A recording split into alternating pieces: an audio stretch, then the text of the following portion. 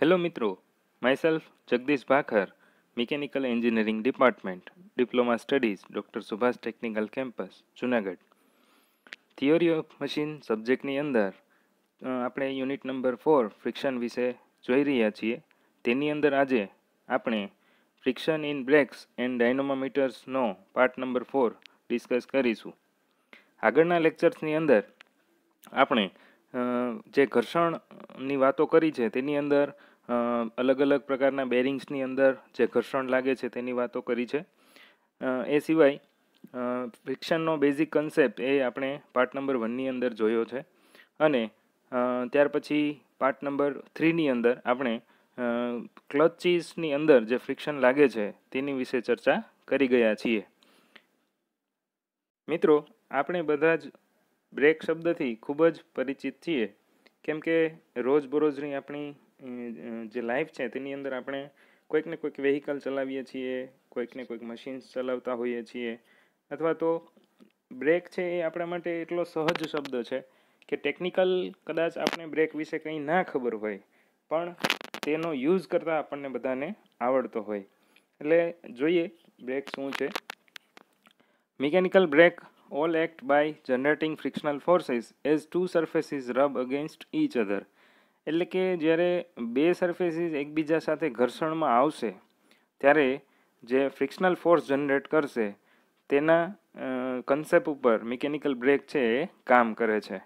The stopping power or the capacity of a brake depends largely on the surface area of frictional surfaces as well as on the actuation of applied force.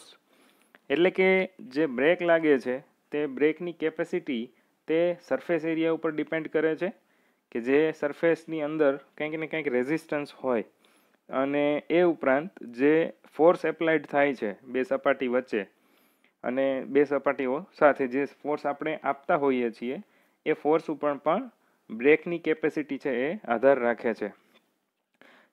Thus the durability of a brake or service life between maintenance depends heavily on the type of material used to line the shoe or pad. એટલે કે જે break lining છે અથવા તો જેને આપણે pad કહીએ છીએ, બ્રેક શૂ, તો તેના ઉપર તેના મટીરિયલ ઉપર જે બ્રેકની ડ્યુરેબિલિટી છે અથવા તો આપણે તેને સર્વિસ લાઈફ પણ કહી શકીએ તે આધાર રાખે છે, અને મટીરિયલ ઉપર જ તેનું મેન્ટેનન્સ છે એ આધાર રાખશે. The brake absorbs either kinetic energy of the moving member or potential energy given up by objects being lowered by hoist or elevators. એટલે કે જે એલિવેટર અને જે હોસ્ટ છે કે જે જનરલી બધી જ જગ્યાએ ઇન્ડસ્ટ્રીની અંદર યુઝ થતું હોય છે, કે જે મટીરિયલ હેન્ડલિંગ સિસ્ટમની અંદર આપણે જોઈએ છીએ, તો એવી જગ્યાએ જે ગતિશક્તિ છે કાઇનેટિક એનર્જી, એ કાઇનેટિક એનર્જી જે તે પદાર્થની અથવા તો મૂવિંગ એલિમેન્ટ હોય તેની, અને સાથે સાથે પોટેન્શિયલ એનર્જી એટલે કે સ્થિતિશક્તિ, તેનો જે આધાર છે એ જનરલી આ મશીનરીઝની અંદર ગણતરીમાં લેવાતો હોય છે. અને એવી જગ્યાએ આ જે બ્રેક છે તે યુઝફુલ છે. એટલે કે આ જે બ્રેક છે એ બ્રેક જ્યારે આપણે લગાવશું ત્યારે ગતિશક્તિ અથવા તો જે સ્થિતિશક્તિ છે તેમાં આપણને જે ઘટાડો છે એ જોવા મળશે. The energy absorbed by brakes is dissipated in the form of heat. એટલે કે જ્યારે આપણે બ્રેક લગાવશું ત્યારે જે એનર્જી છે તે વિખરાઈ જશે, અને એ એનર્જી જે છૂટી પડે છે એ હીટના ફોર્મમાં હશે. એટલે કે બે સપાટી વચ્ચે જે ઘર્ષણ થાય છે તે ઘર્ષણને લીધે ગરમી ઉત્પન્ન થશે.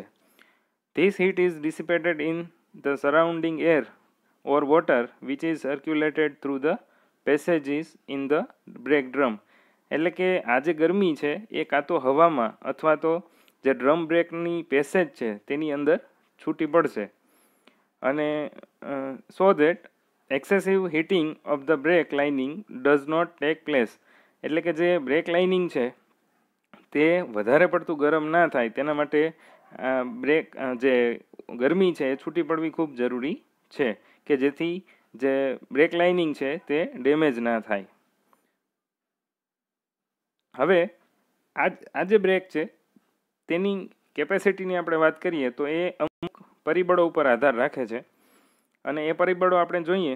ફર્સ્ટ છે the unit pressure between the braking surfaces, એટલે કે બ્રેકિંગ સરફેસ વચ્ચે કેટલું પ્રેશર જનરેટ થાય છે યુનિટ એરિયામાં તે. ત્યાર પછી the coefficient of friction between the braking surfaces, એટલે કે જે બે સપાટીઓ વચ્ચેનું ઘર્ષણ છે તેનો ઘર્ષણાંક એ પણ એક મહત્વનું ફેક્ટર છે.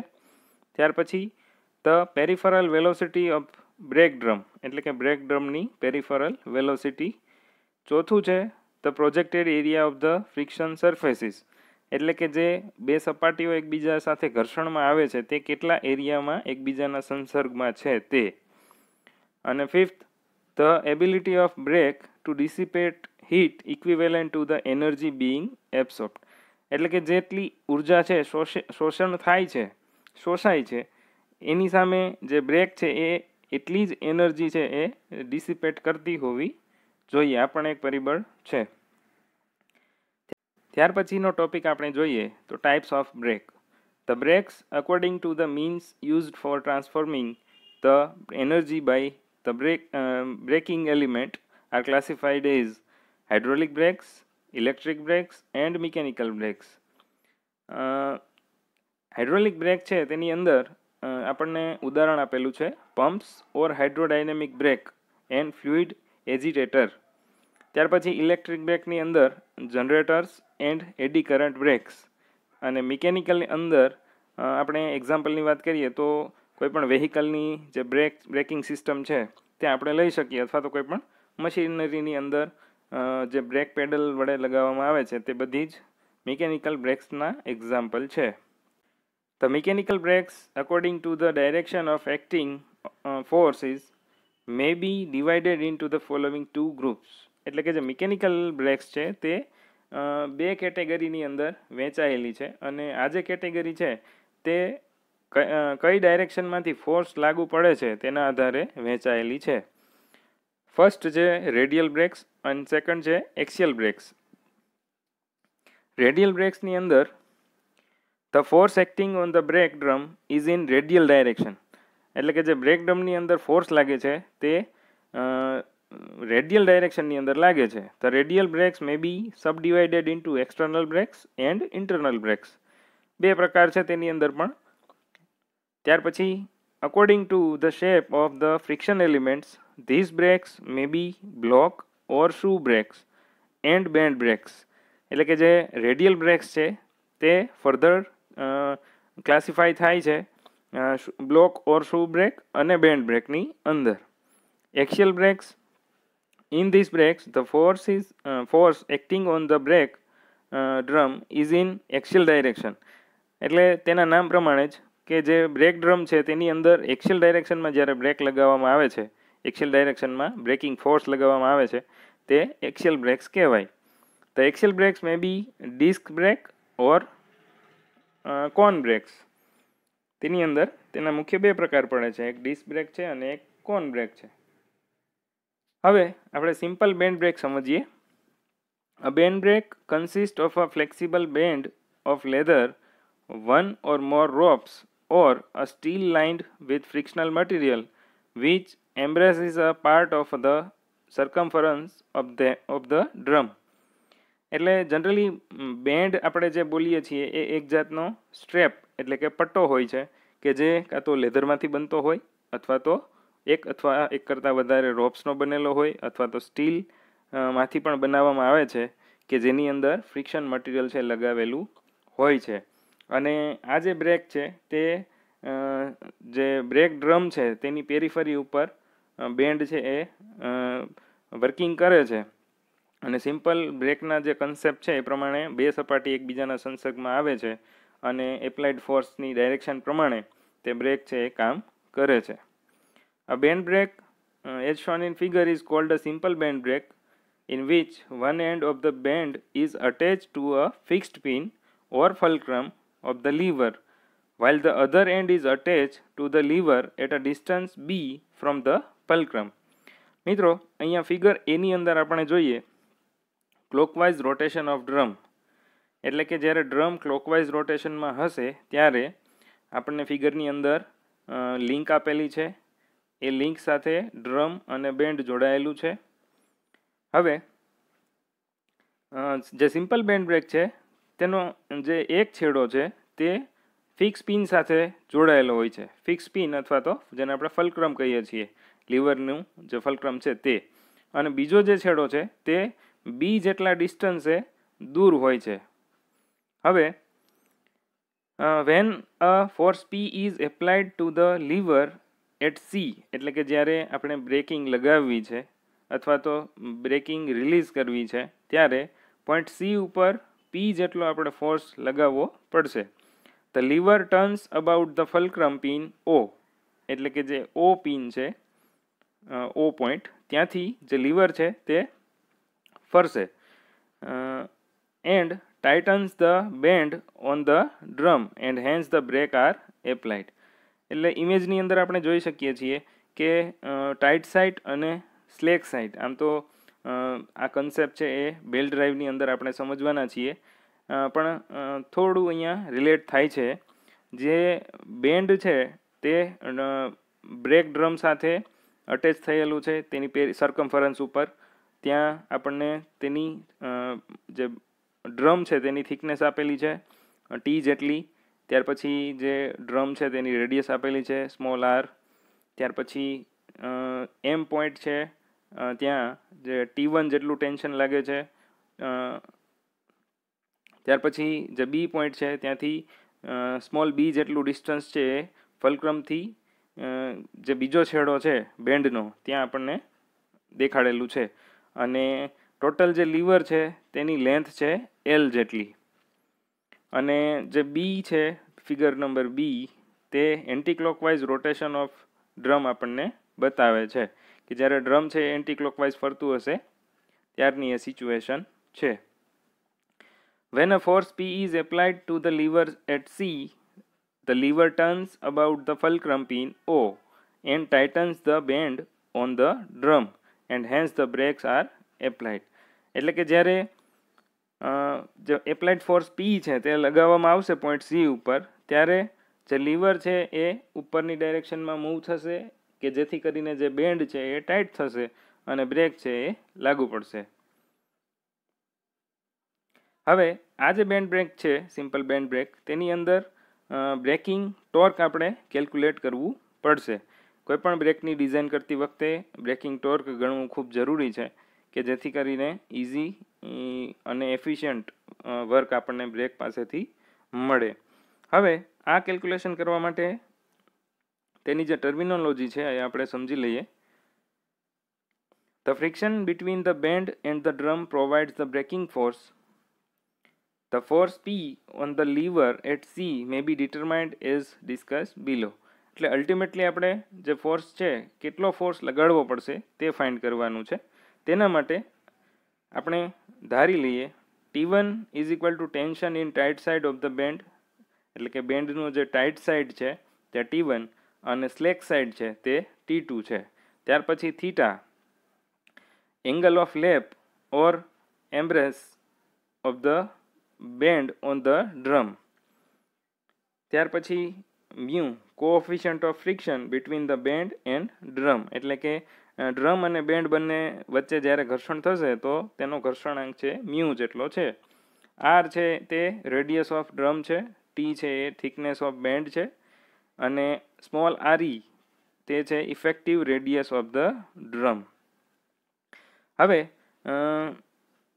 આપણે આમ તો જે બેલ્ટ ડ્રાઈવ છે તેની અંદર આ ઇક્વેશન ડિરાઈવ કરવાના છીએ અને તેના આધારે જ, તેના કન્સેપ્ટ ઉપર જ અહીંયા બ્રેકિંગ સિસ્ટમ છે એ કામ કરશે. The limiting ratio of the tension is given by the relation T1 by T2 is equal to E raise to mu into theta. હવે અહીંયા ટાઇટ સાઇડ અને સ્લેક સાઇડનો જે રેશિયો છે તે આપણને ઘર્ષણાંક અને એંગલ ઓફ લેપ તેના એક્સપોનેન્ટનો રેશિયો આપણને વેલ્યુ આપે છે.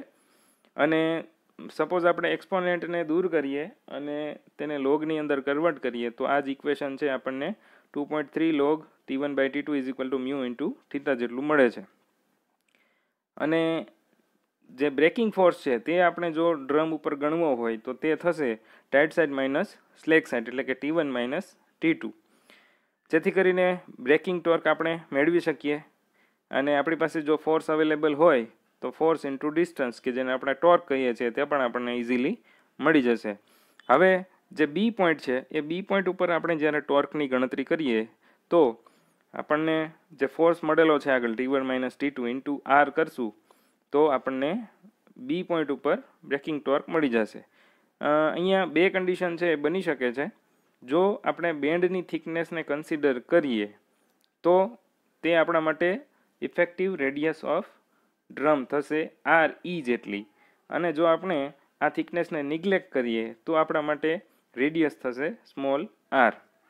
એટલે અહીંયા ઇફેક્ટિવ રેડિયસ જ્યારે ડ્રમની ગણતા હોઈએ ત્યારે બેન્ડની થિકનેસ જો એડ કરીએ તો એ આપણા માટે ઇફેક્ટિવ થિકનેસ થશે ડ્રમની, કે જેને આપણે RE વડે દર્શાવીએ છીએ. હવે ડિફરન્શિયલ બેન્ડ બ્રેક વિશે વાત કરીએ. In a differential band brake the ends of band are joined at a point A and B to a lever AOC. મિત્રો અહીંયા ઇમેજની અંદર આપણે જોતા જઈએ કન્સ્ટ્રક્શન.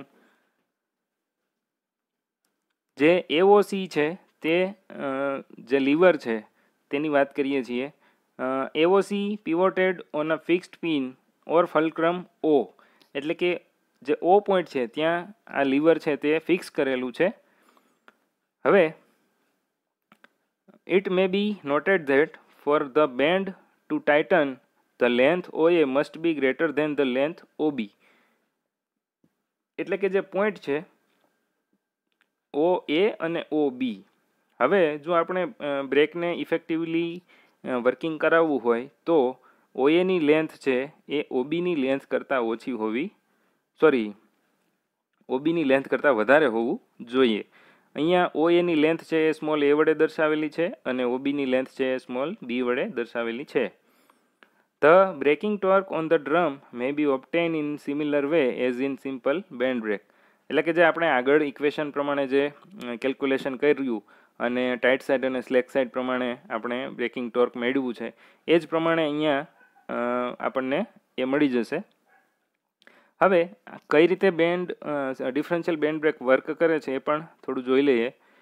સિમ્પલ બેન્ડ બ્રેક અને ડિફરન્શિયલ બેન્ડ બ્રેકની અંદર જે ફલ્ક્રમ સાથેનું જોડાણ છે એ જ મહત્ત્વનું છે. અહીંયા જે બેન્ડનો છેડાઓ છે તે સિમ્પલ બેન્ડ બ્રેકની જેમ નથી, પણ ફલ્ક્રમથી થોડું દૂર છે. અહીંયા ફિગર A અને B બંનેમાં ક્લોકવાઇઝ અને એન્ટી ક્લોકવાઇઝ રોટેશન આપેલું છે ડ્રમનું.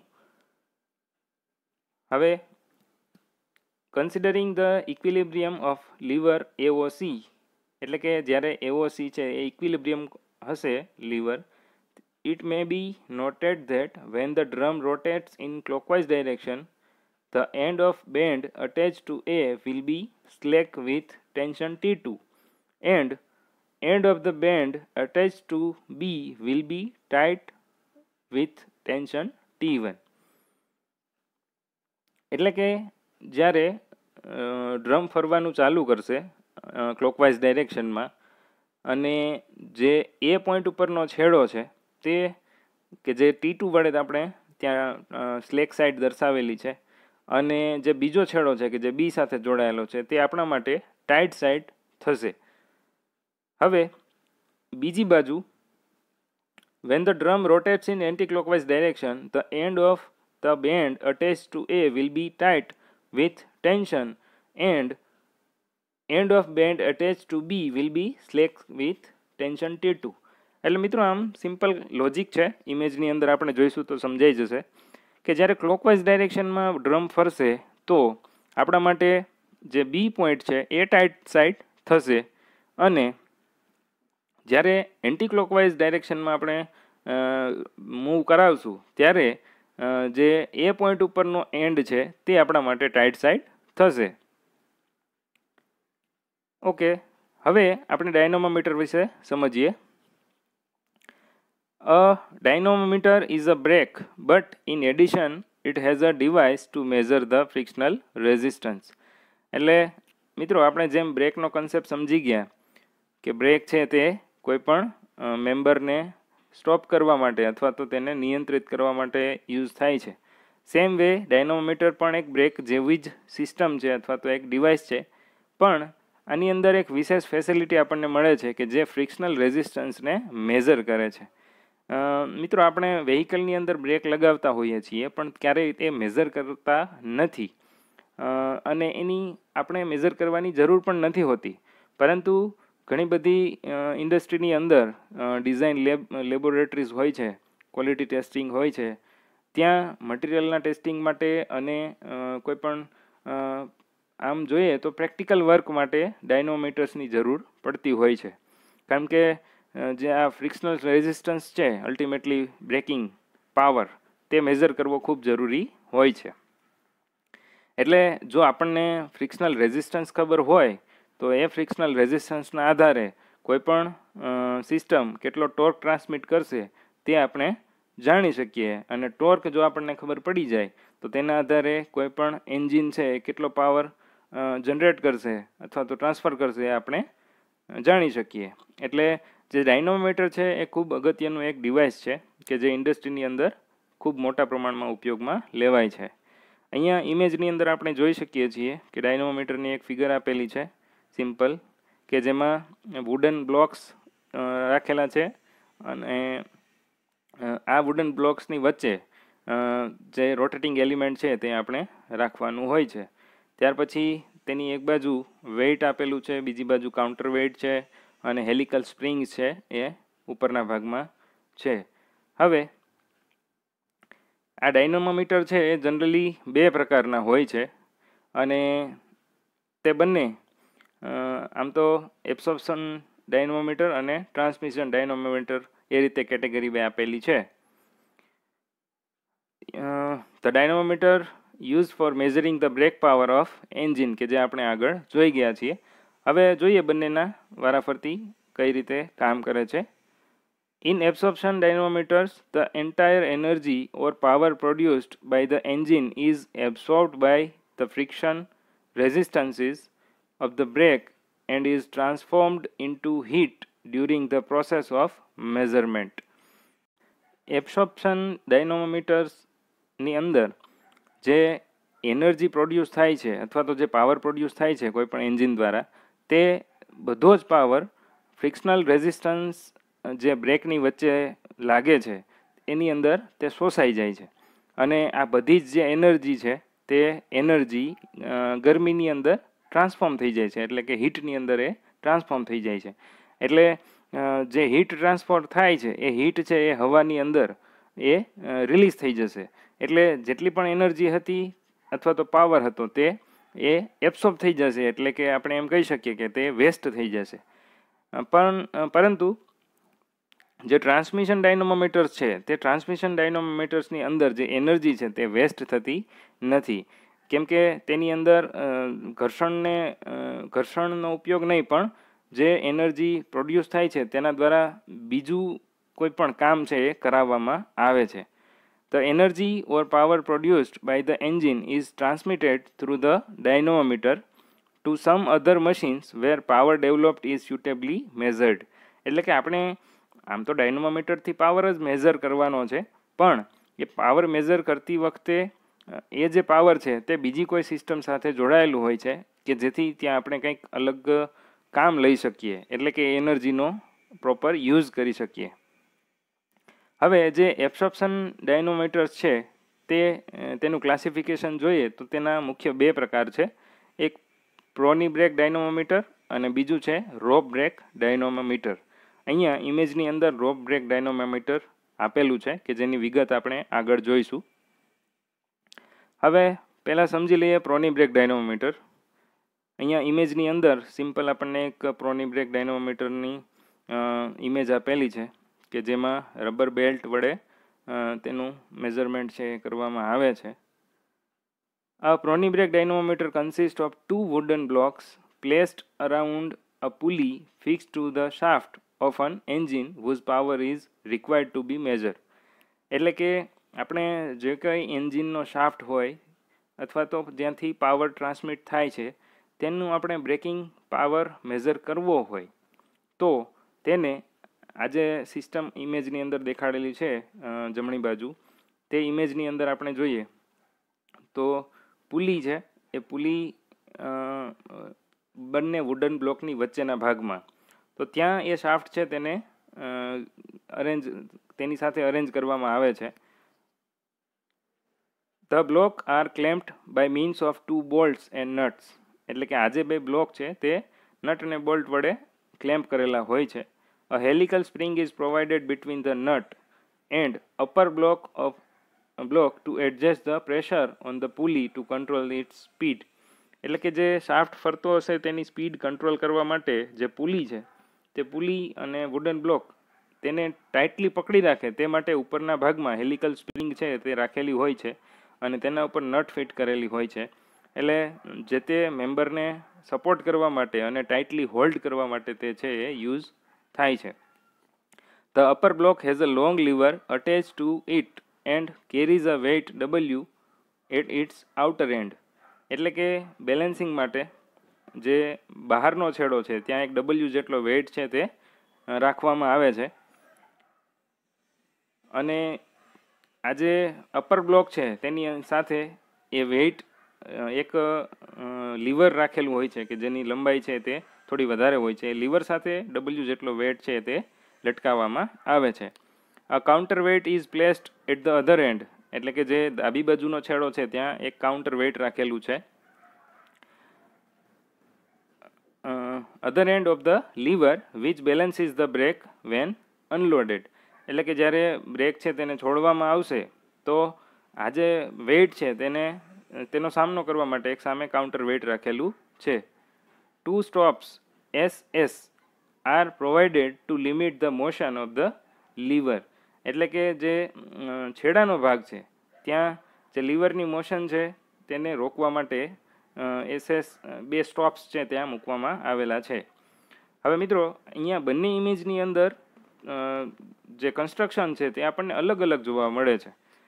જનરલી જે વુડન બ્લોક છે એ જ મોટે ભાગે યુઝ થતા હોય છે પ્રોની બ્રેકની અંદર, પરંતુ કેટલીક જગ્યાએ જે લેફ્ટ સાઈડની ઇમેજ છે તેની અંદર જે રબર બેલ્ટ દેખાય છે તે રીતે એનું કન્સ્ટ્રક્શન પણ હોય છે. અને એની અંદર પણ સેમ બંને બાજુ વેઇટ છે કે જે એક વેઇટ છે એ ડબલ્યુ જેટલું હશે અને બીજું છે કાઉન્ટર વેઇટ હશે, એટલે કે જ્યારે બ્રેકિંગને રિલીઝ કરવામાં આવશે ત્યારે બેલેન્સિંગ માટે કાઉન્ટર વેઇટ છે રાખેલું હોય છે. હવે આ જે પ્રોની બ્રેક છે તેની અંદર when the brake is to be put in operation, the long end of the lever is loaded with suitable weight W and the nuts are tightened until the engine shaft runs at a constant speed, એટલે કે જ્યાં સુધી જે એન્જિનનો shaft છે એ ફરે છે ત્યાં સુધી આપણે નટ છે તેને ટાઈટ કરતી રહેવી પડશે. And the lever is in horizontal position. Under these conditions, the movement due to the weight W must balance the moment of the frictional resistance between the blocks and pulleys. એટલે pulley અને બ્લોકની વચ્ચેનું જે frictional resistance છે તેને balance કરવા માટે જે વેઇટ રાખેલું છે એ જ્યાં સુધી આ કન્ડિશન સેટિસ્ફાઈડ ન કરે ત્યાં સુધી આપણે તેને હોલ્ડ કરાવી રાખવાની થશે. એટલે જેમ આપણે શાફ્ટ છે એ ફરતો બંધ ના થાય ત્યાં સુધી તે બોલ્ટ છે એ ટાઈટ કરતા હશું તો તેના આધારે આપણને ફ્રિક્શનલ રેઝિસ્ટન્સ છે એ મેજર થશે. અને આ જે કેલ્ક્યુલેશન છે તે કરવા માટે આપણે થોડી ટર્મિનોલોજી છે એ સમજી લઈએ અને તેનું કેલ્ક્યુલેશન કેમ થાય એ પણ જોઈએ. અલ્ટિમેટલી આપણે બ્રેક પાવર મેળવવાનો છે. Let W is equal to weight at the outer end of the lever in newtons. L is equal to horizontal distance of the weight from the center of the pulley in meters. F frictional resistance between the blocks and pulleys in newtons. R radius of pulley in meters and end speed of the shaft. એટલે terminology આપણે બધી ઇમેજની અંદર જોઈ ગયા. W છે weight છે, L છે horizontal distance from weight, એટલે કે જે સેન્ટર છે, પુલીનું સેન્ટર, ત્યાંથી જે વેઇટ આપણે લટકાવેલું છે તેનું ડિસ્ટન્સ એ એલ છે. ત્યાર પછી એફ છે એ ફ્રિક્શનલ રેઝિસ્ટન્સ છે કે જે આપણે જે પુલી છે ત્યાંથી આપણે જોઈ શકીએ છીએ કે ટેન્જન્શિયલ ડાયરેક્શનમાં આપણને જે ફ્રિક્શનલ રેઝિસ્ટન્સ છે એ જોવા મળે છે. ત્યાર પછી આર છે રેડિયસ ઓફ પુલી છે કે જે મીટરની અંદર આપણે મેઝર કરશું કેલ્ક્યુલેશન માટે. હવે આપણે જાણીએ છીએ કે moment of frictional resistance or torque on shaft, એટલે કે જ્યારે આપણે ટોર્કની વાત કરતા હોય શાફ્ટની ઉપર, ત્યારે જે વેઇટ લગાવેલું છે એ વેઇટ અને વચ્ચેનું ડિસ્ટન્સ સેન્ટરથી, તો એ ડબલ્યુ ઇન્ટુ એલ જેટલું થશે. અને આ જે ડબલ્યુ ઇન્ટુ એલ છે તેની વેલ્યુ એફ ઇન્ટુ આર જેટલી આપણને મળશે, કેમ કે આપણે મોમેન્ટ કન્સિડર કરીએ છીએ. એટલે આર છે તેના પરપેન્ડિક્યુલર ડાયરેક્શનમાં એફ લાગે છે, એટલે એ બંનેનું મલ્ટિપ્લિકેશન આપણે કરીએ એટલે એક્ઝેક્ટલી ડબલ્યુ ઇન્ટુ આર જેટલું, એટલે કે ટોર્ક જેટલું થશે. Work done in 1 revolution is equal two torque into angle turned in radius, એટલે કે જેટલા એંગલ જેટલી રેડિયસ માટે એંગલ ફરે છે તેને આપણે ધ્યાનમાં લઈએ તો એ 2π જેટલું, એટલે કે એક રિવોલ્યુશન માટે આપણે ધ્યાનમાં લઈએ તો જે વર્ક ડન થાય છે, વર્ક ડન પર મિનિટ, એ ટી ઇન્ટુ 2π ઇન્ટુ એન જેટલું થશે કે જે ન્યૂટન ઇન્ટુ મીટરમાં આપણે મેઝર કરીશું. હવે વર્ક ડન પર મિનિટ આપણને મળી ગયા પછી જે બ્રેકિંગ પાવર અથવા તો બ્રેક પાવર છે એ એન્જિનનો આપણે મેળવી શકીએ, અને તેનું બેઝિક જે ઇક્વેશન છે work done per minute by 60, અને વર્ક ડનનું જે આપણે આગળ ઇક્વેશન મેળવી ચૂક્યા ટી ઇન્ટુ 2π ઇન્ટુ એન, ટીની વેલ્યુ પુટ કરીએ તો તે ડબલ્યુ ઇન્ટુ એલ થશે, એટલે આપણને ફાઇનલ જે બ્રેક પાવર છે તે મળશે W into L into 2π N by 60 watts. હવે ત્યાર પછી રોપ બ્રેક ડાયનોમોમીટર છે. It is another form of absorption type dynamometer which is most commonly used for measuring the brake power of the engine. એટલે કે પ્રોની break ડાયનોમોમીટર કરતાં પણ વધારે રોપ બ્રેક ડાયનોમોમીટરનો યુઝ થાય છે, અને આ પણ એક એબ્સોર્પ્શન ટાઈપનું ડાયનોમોમીટર છે કે જેની અંદર જે એનર્જી છે એ સંપૂર્ણપણે એબ્સોર્બ થઈ જાય છે. પાવર જે છે તે આમ જોઈએ તો વેસ્ટ થાય છે, પણ આપણું કામ જે છે એ પાવર મેઝર કરવાનું છે. It consists of 1, 2 or more ropes wound around the flywheel or rim of a pulley fixed rigidly to the shaft of an engine. એટલે કે એન્જિનનો જે શાફ્ટ છે તેની સાથે એક જે પુલી ફિક્સ કરેલી હોય અથવા તો ફ્લાયવ્હીલ ત્યાં જે લગાવેલું છે તેની રીમ સાથે દોરી છે એ વીંટાળેલી હોય છે, એટલે કે જેને આપણે રોપ કહીએ છીએ. હવે તે એક, બે અથવા તો બે કરતાં વધારે પણ રોપ છે એ હોઈ શકે છે. The upper end of the rope is attached to a spring balance while the lower end of the rope is kept in position by applying a dead weight. એટલે મિત્રો ઇમેજની અંદર આપણે જોઈ શકીએ છીએ કે જે શાફ્ટ છે તે શાફ્ટની પેરીફરી ઉપર જે પુલી છે અથવા તો ફ્લાયવ્હીલની રીમ તેની ઉપર જે રોપ છે તે વીંટળાયેલી છે, અને આ જે રોપ છે તેનો એક છેડો ઉપર સ્પ્રિંગ બેલેન્સ સાથે જોડાયેલો છે કે જે આપણને વેઇટ મેઝર કરીને આપશે. એની સાથે એ જ બીજો છેડો જે નીચેના ભાગમાં છે તે ડેડ વેઇટ સાથે જોડાયેલો હોય છે. In order to prevent the slipping of rope over the flywheel, wooden blocks are placed at intervals around the circumference of the flywheel. એટલે કે ફ્લાયવ્હીલની સર્કમફરન્સ છે ત્યાં અમુક અંતરે જે વુડન બ્લોક છે તે રાખવામાં આવે છે કે જેથી કરીને સ્લીપિંગ ઓફ રોપ આપણે અટકાવી શકીએ. In the operation of brake, the engine is made to run at a constant speed. The frictional torque due to the rope must be equal to the torque being transmitted by the engine. એટલે કે જે operation બ્રેકનું આપણે જ્યારે measure કરવાના છીએ breaking power, ત્યારે engine છે એ constant સ્પીડથી ફરતું હોવું જોઈએ, અને જે ફ્રિક્શનલ ટોર્ક છે એ જે ટોર્ક ટ્રાન્સમિટ કરવાનું છે એન્જિન દ્વારા તેના જેટલું હોવું જોઈએ. ક્રોસ સેક્શન ઓફ વ્હીલ રીમ જમણી બાજુની ફિગરની અંદર બતાવેલું છે એ રીતે જે વુડન બ્લોક છે તે ગોઠવેલા હોય છે રોપની પેરીફરી ઉપર. હવે આપણે જે બ્રેક પાવર ગણવાની વાત કરીએ છીએ તે રોપ બ્રેકના કેસમાં કઈ રીતે ગણશું તો તેનું ઇક્વેશન ડિરાઈવ કરેલું છે. તેના માટેની ટર્મિનોલોજી થોડી જોઈ લઈએ. ડબલ્યુ છે તે આપણો ડેડ લોડ છે ઇન ન્યૂટન્સ. ત્યાર પછી એસ છે એ spring balance reading in newtons. ત્યાર પછી ડી છે તે diameter of wheel in metres. ત્યાર પછી સ્મોલ ડી એ છે diameter of rope in metre. અને એન છે તે speed of engine shaft in RPM. હવે આપણે જ્યારે નેટ લોડની વાત કરીએ, જે બ્રેક છે તેના ઉપર નેટ લોડ કેટલો લાગશે તો તે ડબલ્યુ માઇનસ એસ ન્યૂટન જેટલો લાગશે. અહીંયા ઇમેજની અંદર આપણે જોઈએ જે ડબલ્યુ છે નીચેના ભાગમાં અને જે એસ છે સ્પ્રિંગ બેલેન્સ જેને આપણે કહીએ છીએ, એટલે બંને વિરુદ્ધ દિશામાં છે એકબીજાની. તો નેટ લોડ આપણે મેળવવો હોય તો બંનેની બાદબાકી કરવી પડે.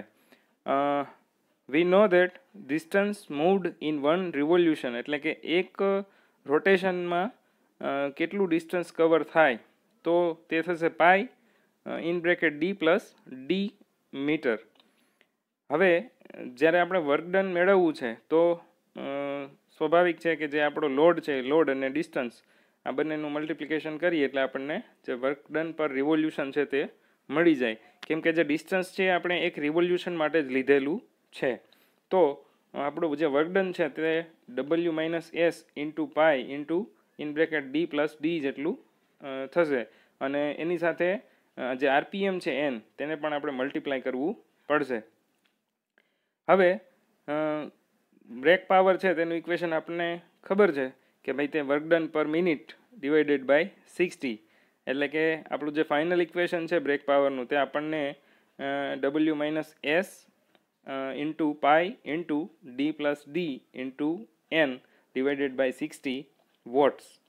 એટલે આ જે ઇક્વેશન છે તે રોપ બ્રેક ડાયનોમીટર માટેનું ઇક્વેશન થશે.